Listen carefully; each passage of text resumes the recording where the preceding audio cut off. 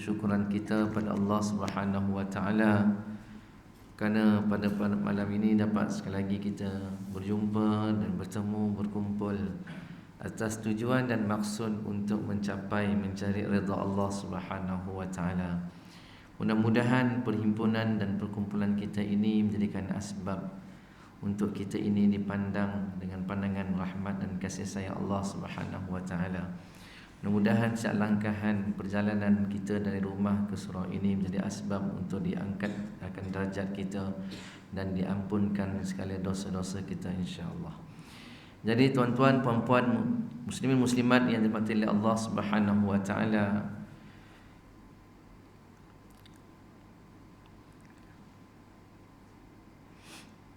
insya-Allah kita menyambung pengajian kita 40 hadis akhlak mulia insya-Allah.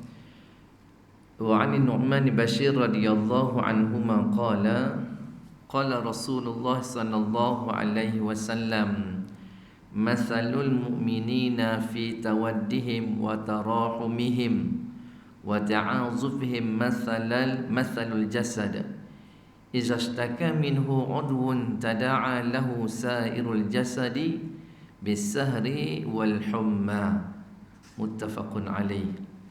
Daripada Nu'man bin Bashir radhiyallahu anhu, beliau berkata, telah bersabda Rasulullah sallallahu alaihi wasallam, perumpamaan orang yang beriman itu dalam hal mereka cinta mencintai, kasih mengasihi dan bertimbang rasa sesama mereka seperti satu tubuh badan, satu jasad. Apabila mana-mana anggota ditimpa dengan penyakit, maka seluruh anggota badan yang lain akan turut serta berjaga malam dan merasakan sakit, merasakan demam. Hadis ini diriwayatkan oleh Imam Bukhari dan Muslim. Perumpamaan orang yang beriman. Kita sebut orang beriman, siapanya orang yang beriman itu? Kalau kita tanya tuan-tuan beriman tak? Beriman, saya orang beriman. Apakah bukti keimanan tuan-tuan itu? Apakah tanda keimanan seseorang itu? Apa tandanya? Apa ciri orang yang beriman itu? Maka terlalu banyak ciri-ciri dan tanda-tanda keimanan sebagai pembuktian keimanan kepada Allah Subhanahu wa taala. Dan pada malam ini kita akan bincang sikit berkenaan dengan ciri-ciri orang yang beriman. Apa tanda dia? Apa ciri-cirinya? Apa kriteria dia yang dikatakan orang beriman itu? Yang pertama, ciri yang pertama orang yang beriman itu adalah orang yang ada punya perasaan takut kepada Allah. Pertama, ciri yang pertama orang yang beriman itu orang yang takut dengan Allah. Allah Subhanahu wa taala berfirman dalam Al-Quran, pada a'udzubillahi minasyaitonir rajim, innamal mu'minuna alladhina idza dzukirallahu wajilat qulubuhum wa idza tuliyat 'alaihim ayatuhu zadatuhum imana. Sesungguhnya orang-orang yang beriman adalah mereka yang bila disebut nama Allah gementarlah hatinya. Ada rasa dalam hati ni akan takut dengan Allah Ta'ala. Sebut nama Allah, gementar rasa hati ni.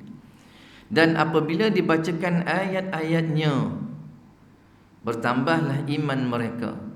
Bila sebut ayat-ayat Allah Ta'ala ni, yang pertamanya Al-Quran, itu ayat Allah. Yang kedua, ayat-ayat Allah ni ialah segala makhluk ciptaan Allah Subhanahu wa taala pun sebut ayat Allah Ta'ala juga. Jadi bila mana dibacakan, di sini dibacakan ayat-ayat Allah ni Al-Quran, maka bertambah akan keimanan mereka kepada Allah Subhanahu wa taala. Saya tadi tuan-tuan masa dalam perjalanan nak ke sini, orang dah azan dah, memang lambat sikit pada rumah lah. Orang azan Allahu Akbar. Tapi tuan-tuan, ada orang yang masih duduk kat kedai yang minum teh lagi. Kalimah agung Allahu Akbar, Allahu Akbar, tak ada rasa tuan. Kalau tak ada rasa dengan Allah Ta'ala, malulah dengan orang tuan-tuan, dengan manusia yang lain. Ketika mana manusia bekerja-kerja nak pergi musalla, nak pergi surau, nak pergi masjid, sebagai menyahut seruan Allah Subhanahu Wa Taala tersebut untuk membesarkan Allah, kita masih bersenang lenang duduk di kedai-kedai menghirup air tuan-tuan.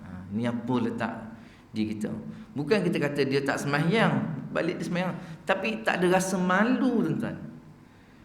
Kalau tak malu dengan Allah, malu dengan orang. Nampak kita tengah azan maghrib, kita duduk kedai lagi ni. Kita masih tak ada rasa ni. Tak ada rasa malu ke kita kan? Baik tu Nabi SAW sebut, "Iza ma tashtahi fasna ma syi'ta." Kalau kau tak rasa malu, kau buatlah apa kau nak buat. Itu Nabi sebut. Dan malu tu putih keimanan lah. Al-haya'u minal iman. Malu itu sebahagian daripada iman. Kalau dia tak malu tuan-tuan, orang tengah azan maghrib dia masih duduk relax tuan-tuan. Saya banyak tempat kadang tu saya pergi mengajar. Ada kedai minum, masih duduk lagi gelak-gelak. La haula wala quwata illa billahil aliyil azim. Tak ada rasa tuan-tuan. Bagaimana nak ada punya ciri takut pada Allah bila dibacakan ayat-ayat Allah, bila sebut nama Allah, gementar hatinya ni azan ni. Allahu akbar, Allahu akbar. La, kau apa minum teh? Tak ada rasa banyak malu. Maghrib dah orang azan, takkan nak minum lagi kan, malu segan orang lalu. Tak ada. Ada tak riak-riak tanda-tanda macam nak beredar cepat ni orang azan? Tak ada tuan-tuan, lagi relax dia menyanda dah. Ni dia tuan-tuan. Ada tak ciri yang pertama ni? Tepuk dada, tanya iman kan? Kita ada tak macam tu? Bila tidak tuan-tuan tak pergi masjid ke apa ke sebagainya tuan-tuan, masuklah dalam rumah kan? Ni kadang orang lalu dia masuk kereta lagi. Tadi lalu ada lagi kat kereta lagi, mungkin dia lewat agaknya lah, lewat basuh kereta. Nak basuh ke tak? Nak basuh tak? Basuhlah kata dia. Basuh kereta. Bukan masalahnya, tak salah pun basuh kereta tu. Tapi kadang kita malu kan. Maghrib patutnya kita tak berkeadaan begitu. Patutnya kita mungkin dah ada tempat semayang, mungkin dah ready nak semayang dah, ataupun dah sejak nak pergi ke masjid. Tadi ada lalu tadi motor dia angkat tangan, tak tahu dia kenal saya ke, sebab nampak pakai lebay kopiah kan, angkat tangan, tak tahu mungkin kenal kot. Lagi masjid ni ustaz lah lalu dah kan, angkat tangan dia motor kan. Saya tak kenal lah hadis naik motor tadi, selisih sana. Sono hati nak datang masjid kan, nak pergi semayang, surau dah cantik macam ni. Apa lagi tuan-tuan kita ni? Bukan marah ni, nak beritahu je. Ni ciri yang pertama. Bila mana ciri orang yang sungguh-sungguh orang beriman tu, bila sebut nama Allah, gementar hati dia. Hati tak ada rasa lah. Kalau tak ada rasa tuan-tuan, masalah lah kat situ kan. Allah Akbar. Ni disebut nama Allah, goncang hati kita ni. Bahkan ada disebutkan Imam Ali Zainal Abidin, ada kata Sayyidina Ali bila mana dia ambil wuduk tuan, pucat lesi muka nak ambil wuduk. Sebab air dia sejuk kan? Sebab air ambil wuduk lampat tu, air itu sejuk kan? Bukan soal air itu sejuk, tapi sebab kejap lagi kita nak menghadap Allah, dah rasa risau, nak ambil wuduk pun dah rasa gementar dah, takut kejap lagi nak berhadapan dengan Allah Ta'ala Rabbul Jalil ni. Kita relax wuduk menyembang lagi kan? Kau macam mana itu? Okey dengar itu, relax kan? Tak ada rasa apa. Kita lah beza dengan orang yang ada keimanan yang kuat ni sampai begitu sekali. Itu yang pertama. Yang kedua, ciri-ciri orang yang beriman ni bila mana dia sembahyang, khusyuk sembahyang dia. Alladzina hum fi salatihim khashi'un. Ayat 9, qad aflahal mu'minun. Berjayalah orang yang beriman. Orang yang beriman yang berjaya, yang beruntung, yang akan beroleh kejayaan. Alladzina hum fi salatihim khashi'un. Orang yang mana yang khusyuk dalam salat dia. Kalau belum lagi tuan, belum berjaya lagi kita sebenarnya, tak khusyuk lah. Tapi janganlah tuan-tuan, kenapa tak sembahyang, tak khusyuk lagi kita. Susahlah macam tu. Sembahyang sampai khusyuk. Bukan dah khusyuk pun nak sembahyang. Tak ada tuan tiba-tiba khusyuk, boleh sembahyang. Tak ada. Sembahyang sampai khusyuk. Dah kaya pun nak sedekah. Bukan bersedekahlah sampai kaya. Macam tu tuan. Dia prinsip macam tu. Dah kaya besok aku nak sedekah lah kat surau Sayyidina Abu Bakar. Dah kaya, tak payah kaya, sedekah sampai kaya. Itu prinsipnya. Kan? Ni khusyuk dalam solat. Ada, saya ingat student saya dulu. Dia ni tak macam mana dah boleh terjebak masuk satu kumpulan ajaran, saya tak tahu nama ajaran apa. Dia dalam grup dia tu dia zikir lah, banyak zikir. Kemudian dia orang ni tak semayang, untuk guru dia semayang. Bila tanya, dia kata dia tanya orang senior-senior dia, kenapa tak semayang? Belum khusyuk lagi lah, dia kata. Habis macam mana bang, tak semayang ke? Belum khusyuk lagi. Kalau semayang tak khusyuk, buat apa? Tak ada nilai semayang kita tu, dia kata. Kena khusyuk dulu semayang. Habis sampai bila nak khusyuknya? Ini sesat ni ajaran ni. Student saya cerita dengan saya macam tu kan. Saya mungkin, macam mana kau boleh masa tuan kan? Tuan masa itu. Alah cincin-cincin ni lah Ustaz, saya dulu tuan. Habis kau tak semayang ke? Tak lah, masa tu dalam grup tu tak semayang. Habis Tok Guru, Tok Guru semayang pula. Lah hai, macam mana tuan? Nak tunggu khusyuk, macam mana nak datang khusyuk? Bukan dia syarat jadi rukun. Kalau tak khusyuk tu batal semayang itu, habis tuan. Kalau khusyuk tu jadi rukun semayang, tak khusyuk batal habis tuan. Bukan kata tuan-tuan yang duduk kat cermin tu, kat sentak ni kat depan ni. Untuk imam kan? Betul imam khusyuk insya-Allah.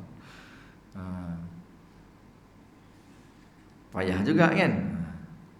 Mana kualiti lah sembahyang yang ada markah dia sembahyang ni, pahala dia ikut banyak mana khusyuk macam sembahyang. Markah dia banyak tu lah nanti. Kalau kata dalam aspek pemarkahan lah, banyak mana khusyuk, yang nilai yang khusyuk tu lah akan diberi pahala oleh Allah Subhanahu Wa Taala. Tak khusyuk Ustaz, dia bilang kat takbir habis-habis. Nasib lah kan. Ya boleh insya-Allah. Itu yang kedua, khusyuk dalam sembahyang. Kemudian ciri yang ketiga tuan-tuan yang mati Allah Subhanahu Wa Taala, ciri orang yang beriman ini orang yang menjauhi perkara-perkara atau perbuatan yang lara. Lara ni apa? Sia-sia. Sia-sia ni apa? Yang tidak mendatangkan keuntungan atau faedah untuk siapa? Untuk diri sendiri pun tidak. Bukan kata untuk keuntungan orang lain, bahkan untuk diri sendiri pun tak ada keuntungan. Bukan kata untung akhirat, apatah lagi untung dunia pun tak ada. Memang sia-sia betul lah tu kan. Pertama tak untung untuk diri dia, kemudian tak untung, bukan kata akhirat memang tak untung lah, dunia pun tak untung. Wallazina hum 'anil lagwi mu'ridun, dan orang-orang yang menjauhkan diri daripada perbuatan yang sia-sia, kejauhkan, tinggalkan, berlepas kita daripada perbuatan tersebut. Itu ciri orang yang ada iman ni. Perbanyak kita buat benda yang sia-sia, yang tak ada hasil ni kan. Macam contoh yang saya sebut tadi lah, duduk je sembang, baguslah kita berjumpa tu, baguslah silaturahim. Tapi sampai kita lewat mengerjakan solat umpamanya, kita tengok TV kan, tak ada masalah, harus je tengoklah. Tapi boleh menyebabkan sampai lambat kita solat, menyebabkan kita mungkin kadang ada tertinggal kefarduan dan sebagainya. Sia-sia dah. Tak ada apa di situ. Bahkan dia bukan ada sia-sia. Sia-sia tuan tak ada apa-apa. Ini dosa lagi.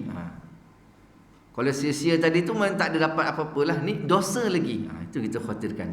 Jadi orang yang beriman, sisi orang yang beriman yang ketiga adalah orang yang menjauhi perkara yang sia-sia, yang tidak ada manfaat tuan-tuan, lebih lagi pada agama kita. Yang kita duduk pada hari ini, pada malam ini, dekat surau kita yang sebercantik ni, subhanallah, alhamdulillah, Allahu akbar ni, dah ada rasmi kan, saya ada sign pengarah lagi kan. Kebetulan malam tu ada kuliah juga masa masjid. Kau tak tu nak datang sama join kan, tengok perasmian kan. Duduk ni, tuan-tuan, yang kita duduk sini hari ni, untuk siapa sebenarnya ni? Saya tanya tuan-tuan. Tuan-tuan duduk dengan tunggu isyak ni kan, untuk siapa ni? Tuan-tuan zikir, Tok Imam baca doa tadi tuan-tuan kan, untuk siapa tu? Kita masuk berjalan ke masjid, ke surau ni, kita lepas mayang, kita zikir, lepas tu ada kita baca Quran, sebagainya lah. Untuk siapa tu? untuk diri sendiri, kan? Untuk diri sendiri, bukan untuk orang lain. Ada kita buat ni untuk orang lain, tidak tuan, untuk sendiri sendiri. Pun ada yang berkira-kira dia nak buat. Bukan apa, bermalas-malas nak buat, untuk diri sendiri sebenarnya. Pun dia berkira-kira. Dan ada yang berlebih kurang yang asal buat, padahal untuk diri sendiri, bukan untuk orang lain. Dia datang masjid, pergi surau, dengar pengajian ataupun dia solat dan sebagainya untuk diri sendiri, bukan untuk orang lain. Bukan untuk kita punya jiran sebelah, bukan. Sahabat kita, bukan. Untuk diri sendiri. Pun ada yang berkira-kira, ada kan. Itu yang ketiga. Sebab tu Nabi SAW pernah menyebutkan, ini dalam hadis 40, saya ambil yang pendek lah, min husnil Islam al-mar'i tarkuhu ma la ya'ni. Di antara kebaikan orang Islam tu, orang adalah seorang yang meninggalkan hal yang tidak bermanfaat. Hadis riwayat Tirmizi. Dalam hadis 40 ni, di antara kebaikan Islam bagi seseorang kita ni ialah dia meninggalkan benda yang tak manfaat pada diri dia. Yang saya sebutkan tadi lah, itu Nabi yang sebut.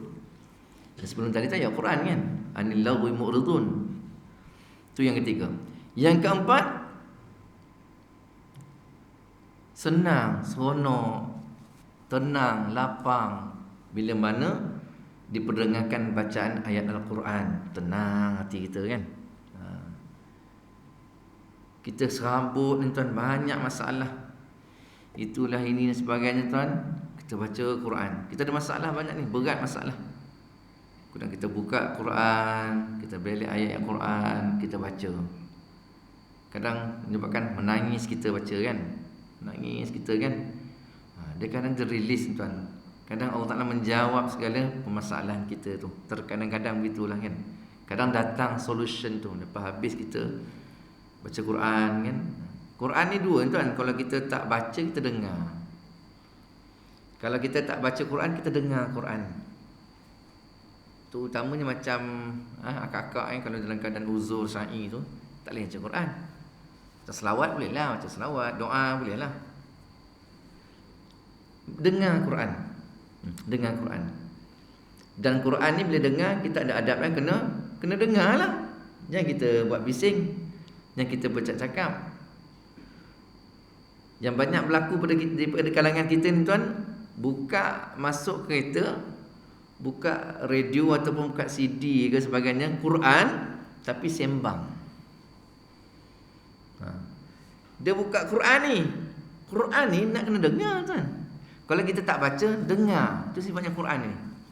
Ni dia buka Quran tapi dia sembang pula.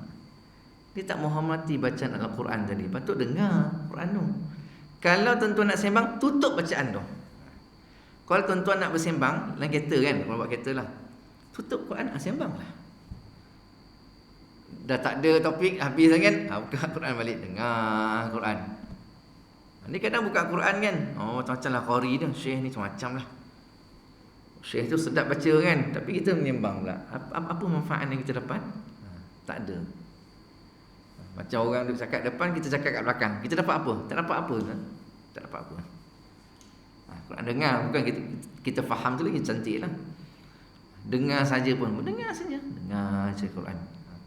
Kadang dia senang melapangkan fikiran dada kita ni. Ni, ciri keempat, senang kita mendengar baca Al-Quran. Sebab tu kalau kita sembahyang, kita baca kan, dia akan beri ketenangan dalam diri kita ni. Sebab tu kalau orang kata kalau hilang barang pergi sembahyang, mesti ingat balik kat mana. Sebab waktu tu kita tengah bertenang. Kalau duduk kelang kabut, cari-cari sana sana, mana letak mana, memang tak jumpa. Dia kena bertenang tu. Kalau barang hilang tuan-tuan, bukan tuan-tuan tu cari, tuan-tuan duduk kejap. Duduk tadi balik masjid. Okey, pak motor tepi, ambil kunci, masuk rumah. Ke rumah tadi letak ni. Okey, terus pergi. Kita recall balik kan, ingatan. Duduk tenang, relax kan. Okey, dekat ni, dah tahu dah kat mana. Kalau kat mana tadi kat sini, memang tak jumpa. Dah serabut kan. Relax. Zaman-zaman belajar dulu kan, ustaz kata, Kalau kita tengah nak jawab exam, lupa ni apa benda dah baca dah kan, lupa pula. Salawat Allahumma salli alaihi wasallam. Urut tengkuk ni. Allahumma salli sayyidina Muhammad. Tak tahulah betul ada kaitan tengkuk ni dengan apa, saya pun tak tahu kan. Tapi dia salawat Allahumma salli sayyidina Muhammad wa ala sayyidina Muhammad. Selawat pun boleh mengembali balik ingatan kan. Mulalah selawat ke, baca Quran dan sebagainya. Baik. Itu ciri keempat. Banyak ciri-ciri je lah malam ni kan. Tak pun tuan. Kita tengok yang ciri-ciri ni ada tak dekat kita. Ada tak dekat kita? Berapa persen ada dekat diri kita? Kalau tak ada, usahakan bagi ada. Okey. Yang ketiga, yang keempat. Yang kelima, menginfakkan harta. Macam sebut tadilah. Jangan tunggu kaya baru nak infak. Tak, infaklah sampai kaya. Wa mimma razaqnahum yunfiqun. Dan orang yang menginfakkan rezeki yang kami berikan kepada mereka. Dan itu sifat orang beriman. Alladzina yunfiquna fis sarra'i wad dharra. Orang yang menginfakkan hartanya waktu senang, waktu payah, susah pun dia infak juga, tapi tak banyak seperti mana yang dia ada. Dapat sikit dia infak juga. Kalau banyak dia berinfak banyak. Dia tidaklah beralasan kalau dalam keadaan sempit dia tak boleh nak infak. Dia bukan alasan itu. Sifat orang beriman tak, ada peluang dia infak, walaupun waktu sempit pun dia cuba juga untuk infak. Itu sifat orang beriman tu. Banyaklah ayat lain, ada ayat sambung lagi, wa kaziminal ghaiz wal 'afin 'anil nas. Itu sifat orang beriman juga. Di antaranya menginfakkan harta, bagi rezeki, bagi infak, tak kisahlah apa saja. Sebab tu tuan-tuan yang mati Allah Subhanahu Wa Taala, saya tengok ada satu kakak ni, dia letak status Facebook. Kakak ni tokek kek ni kat Kampung Rawa. Sedekah subuh, dia cakap macam tu. Jom semua kita sedekah subuh, kata. Berkenaan dengan sedekah subuh ni tuan-tuan yang mati Allah Subhanahu Wa Taala, disebutkan bahawa setiap pagi, setiap awal pagi lah, early in the morning, kita ni, setiap daripada kita ni akan diutuskan 2 malaikat. Every single one kan, setiap seorang ni akan ada 2 malaikat Allah Ta'ala utuskan. Yang pertama, malaikat ni mendoakan bagi orang yang berinfak, ya Allah, kau bagi, kau gantikan apa yang dia infak ni dengan gantian lebih baik. Lebih kurang macam itulah. Setelah ingat dia punya doa dia. Malaikat pertama berdoa. Apa doa dia? Allah masa-masa tak ingat doa dia. Tapi lebih kurang macam itulah maksud dia. Malaikat yang pertama ni, kalau orang tu berinfak pada pagi, malaikat yang pertama kena, ya Allah, engkau gantikanlah apa yang diinfakkan ni dengan rezeki yang luas. Macam itulah lebih kurang. Itu yang pertama. Dan malaikat yang kedua, kalau orang yang ini, dia ni tak nak infak, kedekut, pahit. Orang kata tak hidung masin, dia pun dah rasa tak hidung katnya. Kedekut sebagainya, ya Allah, engkau binasakan harta orang yang kedekut ni. Setiap pagi.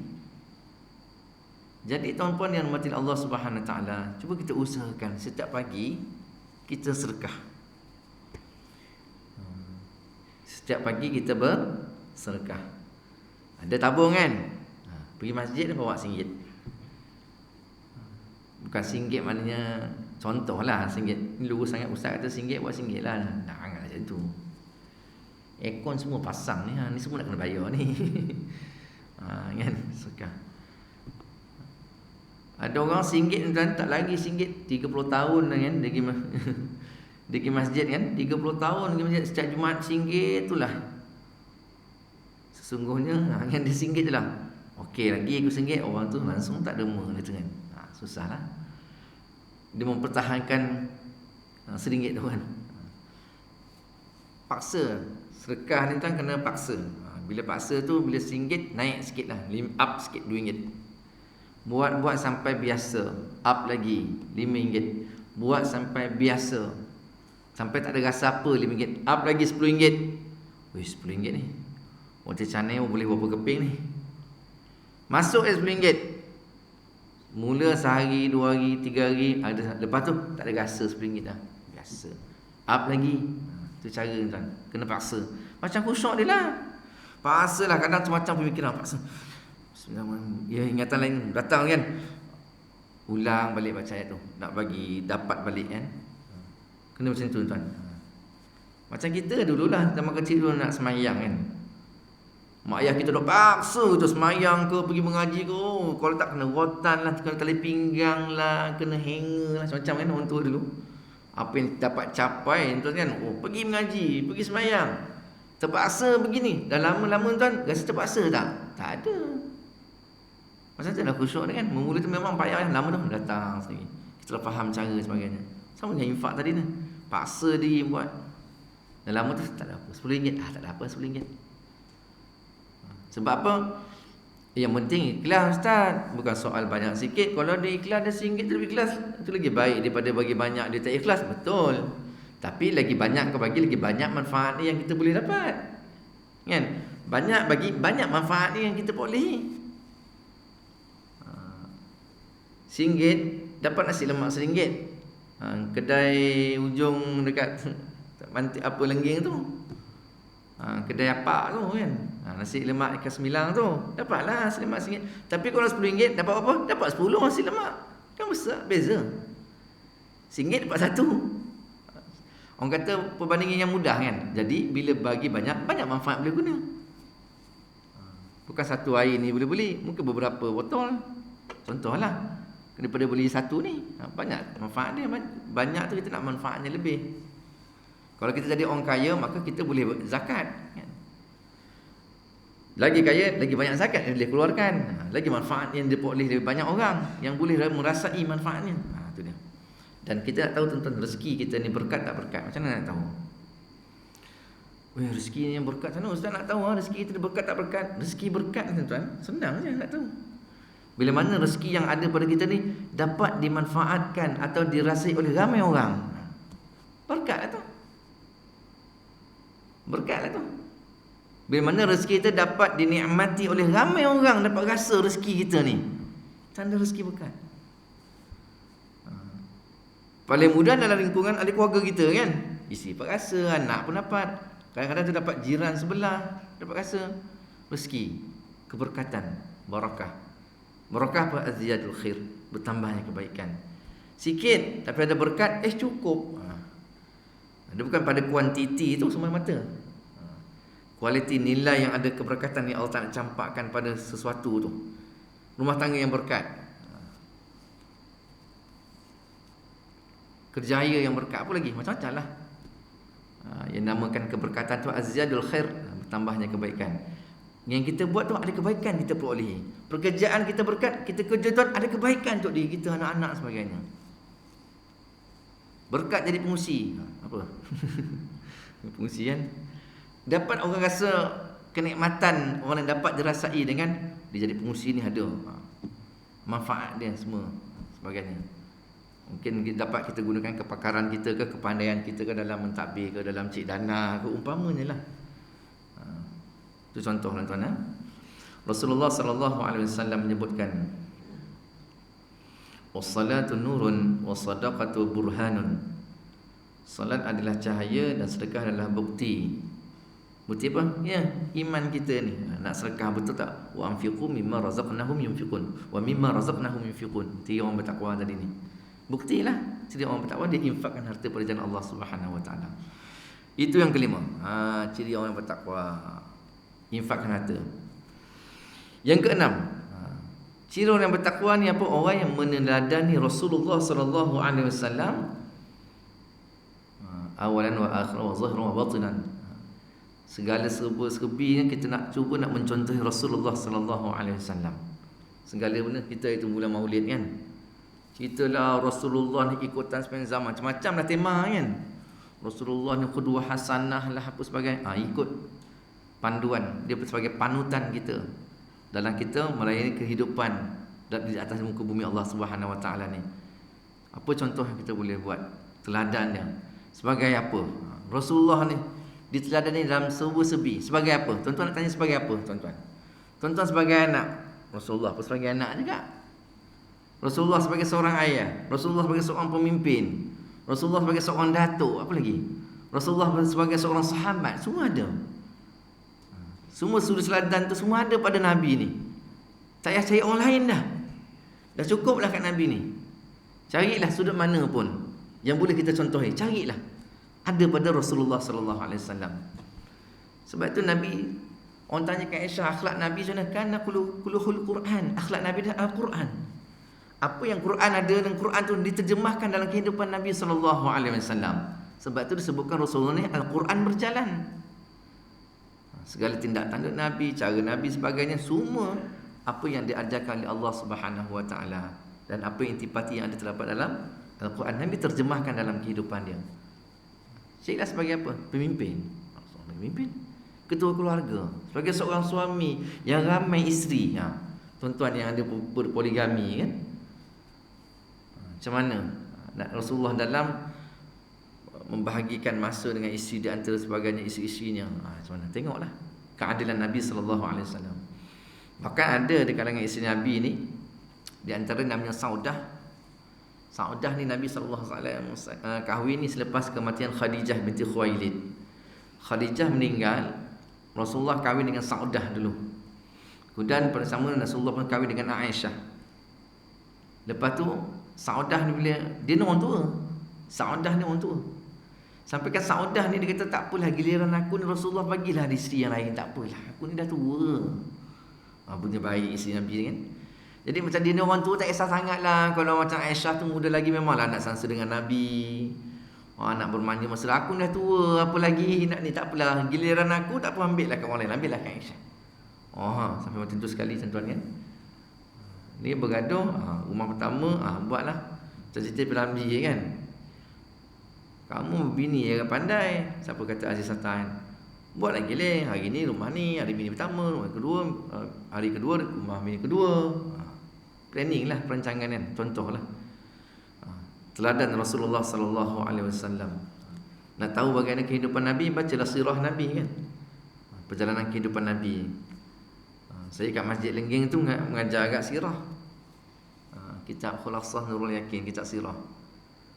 Baru cerita pasal ni antara peristiwa ni lah. Sini semalam cerita berkenaan Isra Mi'raj. Sampai kat situ dah. Kelahiran Nabi, sebagainya, susuan. Kita baca tuan-tuan, bila kita banyak baca sirah Nabi, dia akan rasa kita sedekat lagi dengan Nabi kan. Kita dapat menyelami bagaimana kehidupan Nabi masa kecil. Ayah tak ada, mak tak ada, jaga kat atuk pula meninggal, jaga dengan pak saudara. Kemudian mati, meninggal pak saudara, isteri pun meninggal dalam peristiwa apa disebut sebagai tahun duka cita. Dua orang paling kasih meninggal, bagaimana perasaan Nabi. Kita menghayati perjalanan kehidupan Nabi ni, ada nak contoh jiwa Nabi ni macam mana kental kan. Walaupun kematian orang yang paling dia sayang kan. Baik. Teladan ni mendadani Rasulullah sallallahu alaihi wasallam. Sebab Nabi ni tak tinggalkan apa, yang tinggalkan kepada kita lah Al-Quran dan Sunnah. Itulah pegangan kita. Apa yang ada Quran, apa yang ada dalam Sunnah, peganglah. Itu yang akan menyelamatkan kita. Nabi tak tinggalkan harta, Nabi tak tinggalkan kekayaan, pangkat ke apa sebagai untuk umat dia, tapi Nabi tinggalkan Quran dan Sunnah sebagai pegangan kita. Yang keenam, ciri orang bertakwa yang seterusnya. Yang ketujuh, tawakal. Wa 'alallahi fatawakkalu in kuntum mu'minin. Dan hanya kepada Allah lah kalian bertawakal jika kalian benar-benar orang yang beriman. Ni bukti keimanan, bertawakal kepada Allah Subhanahu wa taala. Tawakal ni bulat-bulat penyerahan pada Allah, serah 100%. Bukan ada 80% yakin, tidak, serahkan pada Allah Subhanahu wa taala. Tapi tawakal tu mesti didahului dengan usaha dulu. Nabi pernah tegur seorang lelaki kan, naik ke masjid, dia tak ikat unta dia. Maka Nabi SAW suruh ikat dulu unta, kemudian kau bertawakal lah. Kena usaha dulu. Tuan-tuan datang masjid, datang surau, motor tu kunci tau. Lepas tu baru tawakal pada Allah Subhanahu wa taala. Rumah nak keluar balik kampung, kunci rumah dulu. Apa nak mangga ke padlock ke apa sebagainya, tak kisahlah. Bagi keselamatan semua ada. Kena pasti kemudian bertawakal pada Allah Subhanahu wa taala. Begitu kat jiran, saya tak ada beberapa hari ni balik kampung, kita tengok sikit rumah lah. Kalau apa ni tengok. Boleh insya-Allah besok dia balik kampung kita lah tengok jiran kan. Tu penting kejiranan tu. Ni tawakal pada Allah Subhanahu Wa Taala. Penyerahan sepenuhnya kepada Allah Subhanahu Wa Taala. Apa sahajalah kan dalam kehidupan kita ni berserah. Dan Allah Subhanahu Wa Taala sebut ni dalam ayat 1000 wa may yatawakkal 'ala Allah fahuwa hasbuh. Barang siapa yang bertawakal pada Allah Subhanahu Wa Taala, maka dialah ni Allah Taala yang mencukupkan tuan-tuan. Apa yang kurang Allah tak cukupkan bagi kita. Syarat kena tawakal, berserah diri sepenuh-penuhnya pada Allah Subhanahu Wa Taala. Kebergantungan kita pada Allah Subhanahu Wa Taala. Usaha dah. Kalau penyakit, cari penawar dia, cari ubat. Kadang usaha tu tak memadai kan. Nak datang, nak dapatkan kesembuhan pada Allah Ta'ala tu, usaha lagi. Dan bahkan kalau Allah Ta'ala tak izin untuk kesembuhan pun, pahala berusaha tu Allah Ta'ala bagi. Jangan tengok natijah dia. Allah Ta'ala tak tengok kesan, Allah Ta'ala tak tengok natijah daripada perbuatan kita, tapi Allah Ta'ala nak tengok usaha kita tu. Kita usaha tak? Berusaha. Kita buat macam sakit kan, buat rawatan ini, itu, ini sebagainya. Allah Ta'ala nak tengok usaha tu. Yang tak apalah, saya tawakal kepada Allah Ta'ala, tapi usaha tak ada. Tak kenalah tu tawakal ni. Kemudian yang ke-8, habis dah ni. Yang ke-8, tanda ataupun ciri orang yang beriman ialah sabar. Sebab itu Quran menyebutkan dalam surah Al-Baqarah, a'udzubillahi minasyaitonir rajim, was-sabirina fil ba'sa'i wad-dharra wa hinal ba's ulaika allazina sadaqu wa ulaika humul muttaqun. Dan orang-orang yang sabar dalam kesempitan, penderitaan dan dalam peperangan, mereka itulah orang-orang yang benar imannya. Itu pembuktian tadi tu. Kau beriman, kuat iman. Allah uji. Betul ke kau iman ni? Allah bagi ujian. Pembuktian dan betul-betul keimanan kita level mana, dia bagi ujian lah. Bagaimana perimaan kita dengan ujian tu. Tak kisahlah apa sahaja ujian. Kehilangan harta benda ke, kehilangan orang sekeliling kita ke, apa lagi, ujian macam-macam lah, penyakit. Kita sekarang sihat, harta ada, anak isteri ada, semua ada, kerja ada. Beriman, iman. Dia tarik kau, hilang pekerjaan. Macam mana kau punya iman? Ahli keluarga Allah Ta'ala ambil. Macam mana kau punya iman sekarang? Harta kau musnah. Macam mana kau punya iman? Bukti, kalau waktu semua ada, biar iman. Iman. Sebab tu dia tak boleh cakap beriman pembuktian. Pembuktian, tengok, dia tarik nikmat. Macam mana penerimaan kita akan musibah? Sabar tak? Itu yang payah tu. Macam seorang wanita, dia menangis kan, dia menangis anak dia mati. Maka Nabi datang, Nabi kata sabarlah kan. Maka perempuan tu pun cakap, ibarat macam ni lah, kau cakap senang lah, sabar ni anak ni kot. Macam tu, anak aku ni. Maka Nabi pun pergi. Orang tanya, kau tahu tak tu siapa? Tu Rasulullah lah. Itu Rasulullah lah.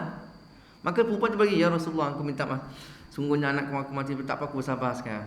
Aku bersabarlah. Nabi kata, sabar tu tak kala bila mana kau diterima musibah, time tu kena sabar. Itulah sabar. Kau dah berlalu kan, dah seminggu kan, tak apalah, saya pun sabarlah nak buat sebab. Time terima, ditimpa ujian, time itulah bersabar. Itu betul pangkat dia punya nilai sabar yang sebenarnya. Bukan dah seminggu, bukan dah sebulan, tak apalah, saya redha lah. Dah seminggu, bukan kata saya redha lah. Habis yang sebelum ni, 6 hari sebelum ni, mana letak dia kan? Dia tak, mungkin salahkan Allah Ta'ala. Kenapa mesti aku kena ujian ni? Ya Allah, kenapa aku tanya kan? Sedangkan Allah Ta'ala nak uji tu, nak tengok keimanannya. Bila bagi ujian ni, orang beriman ni, bila mana, tu ya dalam Riyadhus Shalihin kan, hadis Nabi sebut, bila orang yang beriman ni, ajabal mu'min, ajaib orang beriman. Bila mana dia bagi nikmat, dia syukur. Bila diberikan musibah, ujian, dia sabar. Macam itulah sifat kita orang beriman ni. Nikmat, alhamdulillah, syukur. Bila ujian, Allah Ta'ala bagi kepayahan, sabar. Sifat orang beriman. Sebab dua-dua tu datang daripada Allah Subhanahu Wa Ta'ala. Tapi kadang-kadang kita ni, kadang ujian, kepayahan, kesusahan tu kadang kita boleh berhadapan lagi, kita boleh terima. Tapi kadang manusia teruji dengan ujian kesenangan, ramai yang tewas. Tuan-tuan setuju tak dengan saya? Ujian kesenangan lagi ramai orang yang kalah, tuan. Masa dia tak ada apa, tuan-tuan, rajin datang surau. Selalu nampak sejak jadi kontraktor kelas F ni, tuan, dah jarang datang. Sibuk dia tu. Buat longkang pun kan, buat jamban.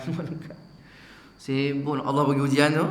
Ujian tu ada sikit projek kan, dapat ada masuk sikit, teruji dia. Dah tak jauh sikit pada rumah Allah.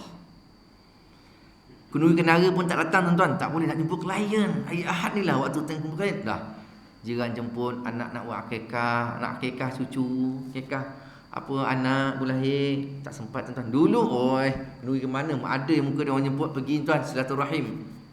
Sejak dia kontraktor kelas F ni kan, tak boleh lah dia tu. Klien sibuk sikit. Minta maaf lah, saya memang tak nak. Dan WhatsApp kan, tahniah lah, minta maaf lah, memang tak dapat join. Lama je. Kadang jumpa sekali, lama ni pun, Allah, kejap lagi ada hal ni nak ke KL ni. Masya Allah, nak tunggu siapa pun tak ada lah. Allah bagi ujian lah tu. Ujian. Ramai yang tewas kan. Kalau kepayahan, tuan, doa, ya Allah, aku ni teruji dengan kesakitan, ya Allah. Mengadu dia, mula nangis kan.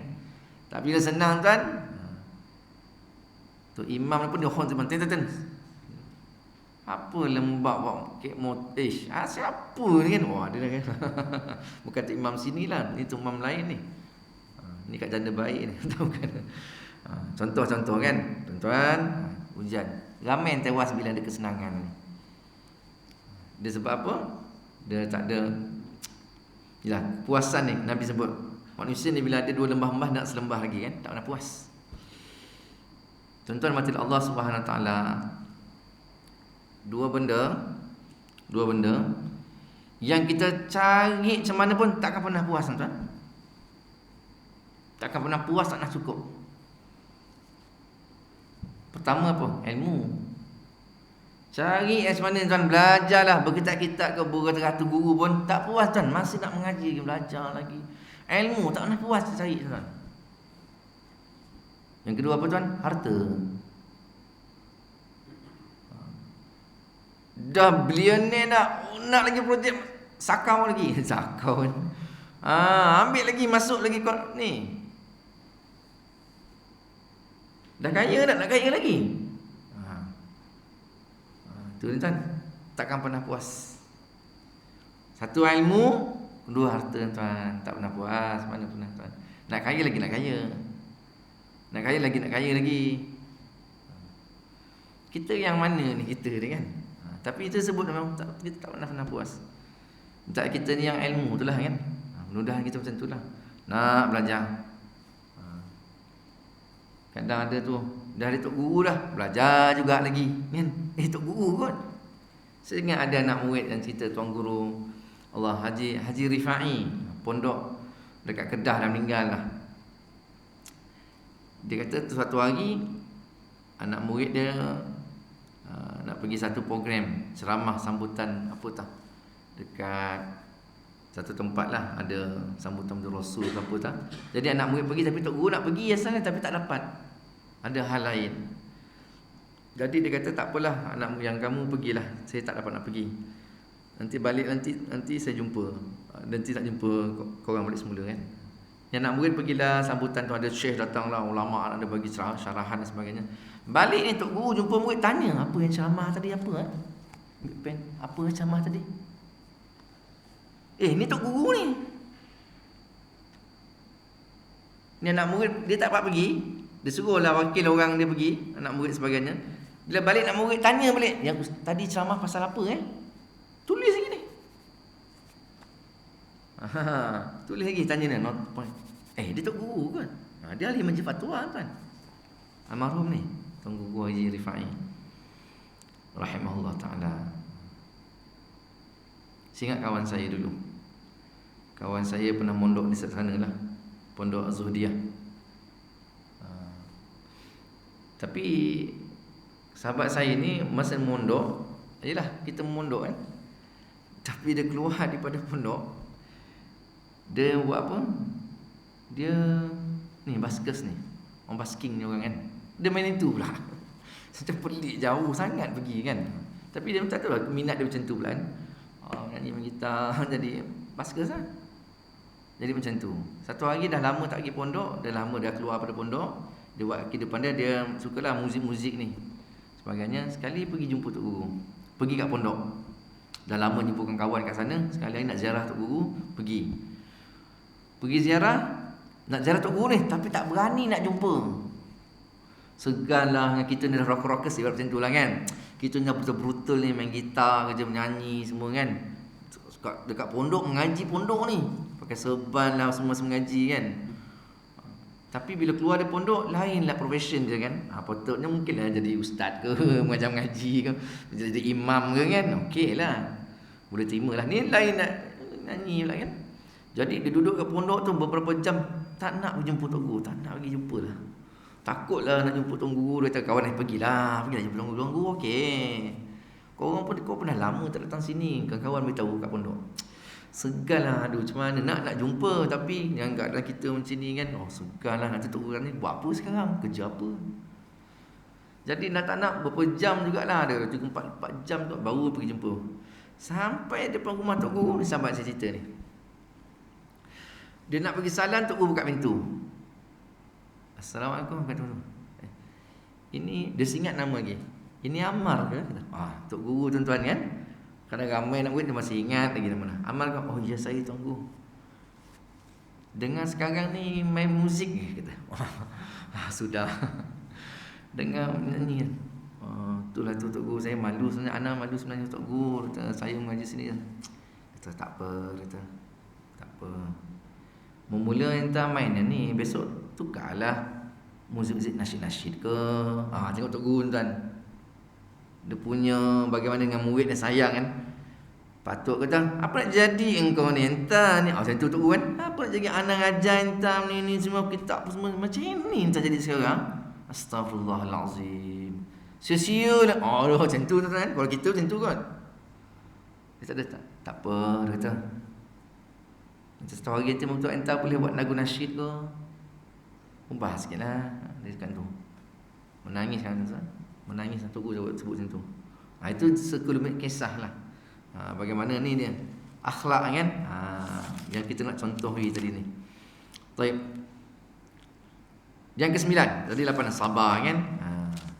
Yang ke-9, mempunyai akhlak yang baik. Sifat orang beriman, dia mempunyai akhlak, tingkah laku, karakter, perangai yang baik. Rasulullah sallallahu alaihi wasallam bersabda, tidak ada sesuatu yang diletakkan pada timbangan pada hari kiamat nanti yang lebih berat daripada akhlak yang mulia. Dan sesungguhnya orang yang berakhlak mulia boleh mencapai darjat orang yang berpuasa dan solat. Darjat akhlak ni bersama macam ibadat nilai dia. Macam solat, macam puasa. Kalau kita ni ada akhlak yang baik, nilaian dia tu macam tu sekali. Sebab itu disebutkan, Nabi sebut dalam satu hadis, akmalul mu'minina imanan ahsanuhum khuluqa. Mukmin yang sempurna imannya, yang baik akhlak dia. Sempurna imannya.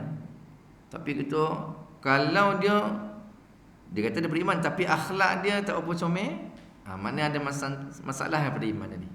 Mana imannya belum sempurna. Tak sempurna maknanya imannya lemah lagi lah. Akhlak. Kita orang yang surau, yang pergi surau, yang rajin mengaji sebagainya, mestilah berbeza dengan akhlak orang yang lain. Sebab kita ni orang yang mengaji. Begitulah patutnya. Kita ni orang surau. Kadang kita dah dicop di label orang surau. Kadang-kadang perangai kita ni tak mencerminkan kita ni orang rajin mengaji. Nama yang orang surau. Tengok, dia rosakkan nama surau tu. Kadang orang akhlak buruk, nama yang pakai tudung. Tengok disalahkan tutup aurat tu pula. Padahal salah perangai dia, bukan tutup aurat tu. Kau sembahyang, nama yang sembahyang tonggak-tonggak, sembahyang banyak, sembahyang disalahkan pula. Bukan soal sembahyang tu, bukan soal tutup aurat tu, bukan soal surau tu. Perangai dia. Nama yang orang Islam, Islam juga kena hina kan. Perangai dia ni tak mencerminkan akhlak Islam. Tutup aurat tu satu sudut lah. Tutup aurat pakai tudung labuh, tapi mulut kemain lagi mengumpat, dia kata kan. Dia kat situ pula. Dia salah lah yang tudung tu pula. Umpat tu satu hal lah, tutup aurat tu satu sudut, dia dah menyelesaikan urusan agama dengan tutup aurat tu satu hal lah. Umpat tu satu benda yang lain. Kenapa nak dimasukkan sekali lah, sekadar borong? Tak boleh macam tu. Pakai tudung, nama bagi surau, tapi macam tu pula. Buruk-buruk lah, jangan kaitkan surau. Orang buat macam tu, selalunya begitu kan keadaannya. Jadi tuan-puan yang berkata Allah Subhanahu Wa Taala, yang terakhir lah segi kepada malam ini. Kalau ikut kan banyak lagi kan berkenaan dengan ciri tu. 10 cukuplah 10. Ciri orang beriman yang ke-10 pada malam ini ialah selalu bersyukur. Selalu bersyukur. Allah Subhanahu Wa Taala menyebutkan, walaqad atayna Luqmanal hikmata an yashkur lillah wa man yashkur fa innama yashkur li nafsi wa man kafara fa innallaha ghaniyyun hamid. Dan sesungguhnya telah kami, yakni Allah, berikan hikmah, iaitu bersyukurlah kepada Allah. An yashkur lillah. Dan barang siapa yang bersyukur kepada Allah Subhanahu Wa Taala, maka sesungguhnya ia bersyukur untuk dirinya sendiri. Dan barang siapa yang tidak bersyukur, maka sesungguhnya Allah Ta'ala maha kaya lagi maha terpuji. Kau tak bersyukur dengan nikmat Allah Ta'ala, tu kau punya pasal. Allah Ta'ala tetap dengan kegagahan, perkasanya Allah Ta'ala ni, kekayaan dia. Engkau syukur ke, engkau buat, engkau rajin ibadat ke, engkau malas ke, engkau jadi orang munafik, kau jadi, Allah tak peduli itu semua. Allah tetap kaya. Kau sombong ke, belagak, Allah tetap kaya. Tak mengurangkan sikit pun pada pemilikan Allah Subhanahu Wa Taala. Yang ruginya siapa? Kita lah.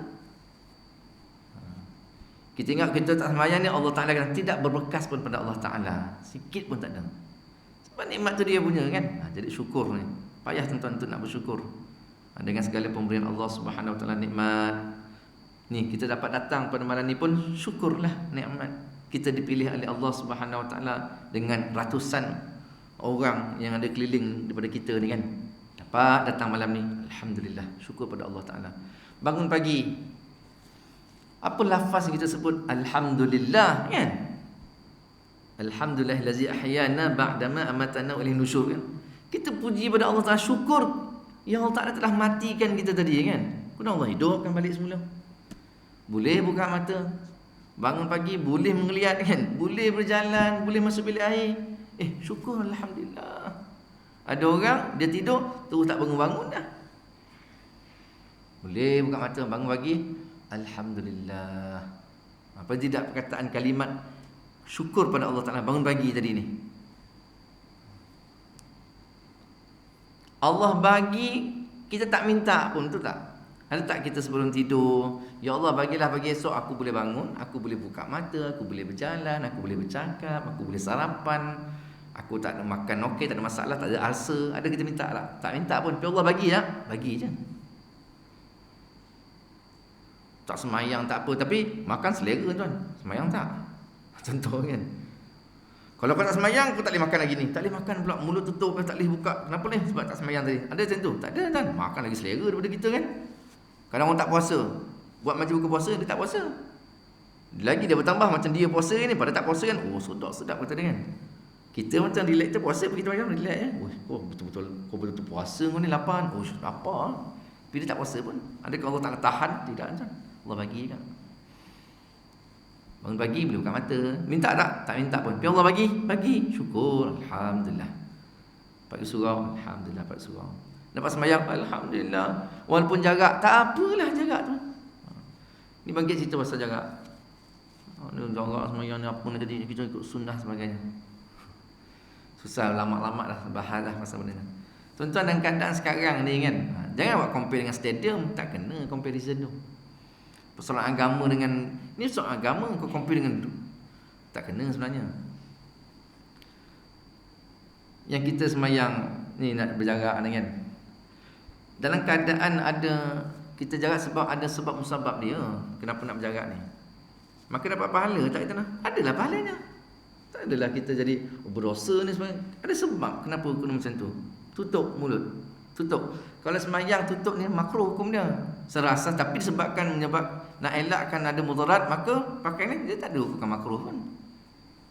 Sebab ada sebab lain.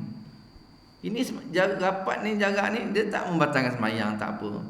Cuma dalam keadaan ada keperluan, kita pun ada keperluan. Tuan-tuan mati Allah Taala, ini sunat ni, dapat ni baguslah kan, sunat. Sunat dapat pahala, mendapatkan sah ni. Benda yang haram pun boleh jadi harus hukum dia bila ada keperluan. Babi yang haram kita boleh makan tu, atas ada keperluan boleh jadi harus untuk dimakan. Apatah lagi ni yang sunat ni pun.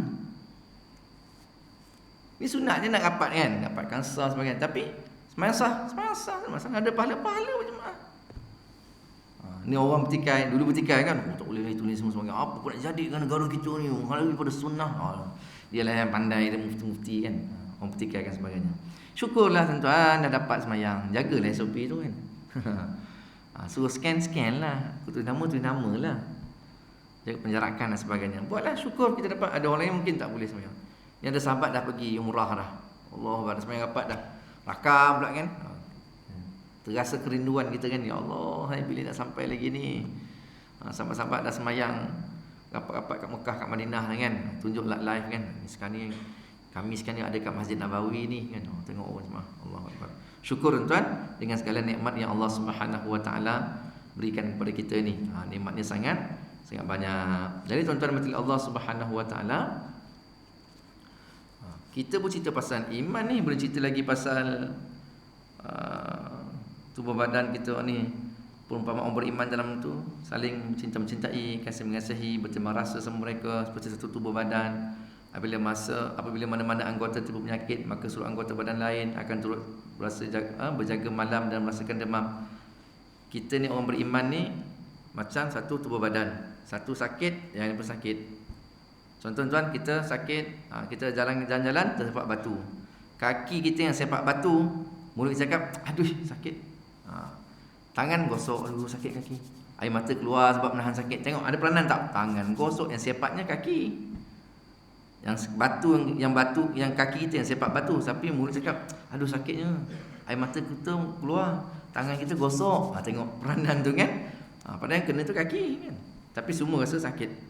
Kita sebagai orang mukmin macam itulah, tanggungjawab kita sama. Ada sahabat kita yang ada kepayahan, kita rasa. Orang kata cubit per kanan, per kiri kita rasa. Sahabat kita berada dalam keadaan kepayahan, kita akan sama merasai kepayahan dia. Orang kata semangat macam sifat empati kan. Kita meletakkan diri kita sama macam dia kan, maka kita akan menyelami keperitan, kesusahan dan sebagainya. Ini kan Nabi SAW menyebut, man lam yahtam bi amri muslim falaysa minhum. Siapa yang tidak mengambil berat urusan umat Islam, maka dia bukan di kalangan aku, bukan di kalangan mereka. Nabi kata, orang yang susah kita tak ambil tahu, tak cakna pasal kesusahan dia, maka Nabi tak mengaku dia bukan kalangan umat. Nabi kata, mana bila ada sahabat dalam keadaan kepayahan, susah, dia kita macam satu. Banyak perumpamaan mukmin ni macam tubuh badan, ada kata kebulian macam bangunan. Sama juga, masing-masing saling memerlukan di antara satu sama lain. Tanya tuan pengurusi ni, dia nak buat program itu sambutan, nak panggil perasmian, bukan dia seorang buat kerja bang kan, Basmi. Ada EJK dia yang bahagian makanan, bagi urus dia, yang jadi pengurusi majlis, MC, yang ada untuk menyambut, yang ada nak buat buku program, masing-masing peranan kan. Macam itulah kita.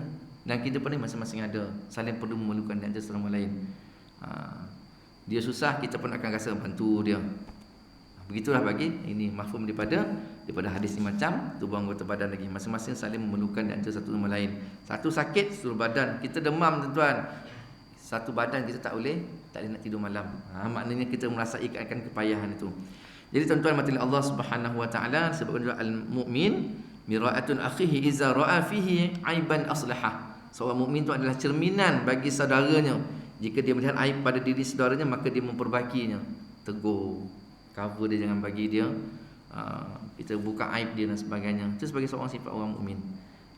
Jadi tuan-tuan mati Allah SWT, telah lebih masa dah ni.